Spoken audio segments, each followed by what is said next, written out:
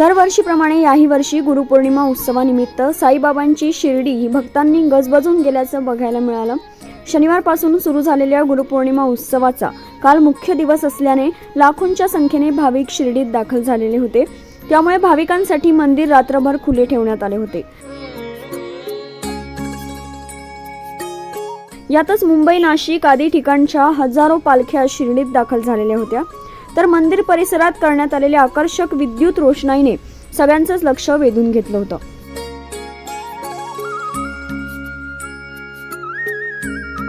बाबांचं ज्याप्रमाणे समाधी मंदिरामध्ये दर्शन घ्यावं की बाबांचा देह त्या ठिकाणी आहे, तर अनन्य भावाने शरण आल्यानंतर माझी हाडे तुरुवतीतून बोलतील असं बाबांचं वाक्य आहे। तर तसंच अनन्यसाधारण गुरुस्थानचंही महत्त्व आहे। कारण प्रथमतः निंबवृक्षाच्या खाली बाबा दृष्टिक्षेपात आले, त्या ठिकाणी बाबांनी भक्तांना भुयार दाखवून आपली लीलाभिषेक केली। या ठिकाणी माझ्या गुरुरायाचं स्थान आहे असं बाबांनी सांगितलं आणि गुरुवार आणि शुक्रवार या ठिकाणी जो कोणी ऊत जाळेल त्याचं कल्याण होईल असा बाबांचा शब्द आहे। कारण शिर्डीमध्ये आल्यानंतर बाबांचा पहिल्यांदा तेच शब्द आला की माझ्या सद्गुरुरायाचं स्थान आहे, म्हणून बाबांचं गुरुचं स्थान असं मानलं जातं। बाबांनी साठेवाड्यामध्ये मेघा नावाचा भक्त राहत होता, त्या मेघाकडून 12 वर्षी सेवा करून घेतली। सर्वप्रथम सर्व साई भक्तांना गुरुपौर्णिमेच्या मनपूर्वक हार्दिक शुभेच्छा। 3 दिवसीय गुरुपौर्णिमा उत्सवास काल सुरू झालेली आहे। काल सकाळी काकड आरती झाल्यानंतर बाबांच्या प्रतिमेची मिरवणूक झाली आणि काल उत्सवाला सुरुवात झालेली आहे। आज सकाळपासूनच भाविकांची प्रचंड गर्दी जी आहे, साई भक्तांची प्रचंड गर्दी या ठिकाणी झालेली आहे। या ठिकाणी साई भक्त आल्यानंतर त्याच्या दर्शनाची व्यवस्था, त्याच्या राहण्याची व्यवस्था आणि प्रसादाची व्यवस्था साईबाबा विश्वस्त व्यवस्थेच्या माध्यमातून करण्यात आलेली आहे।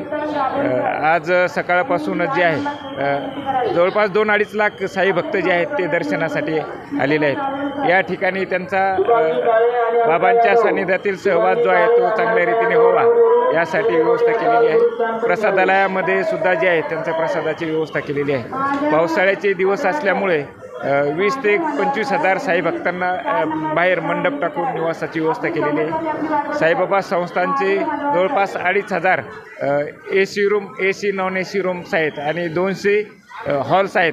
त्या ठिकाणी पालखीमधून जे भाविक येतात त्यांची राहण्याची व्यवस्था केलेली आहे।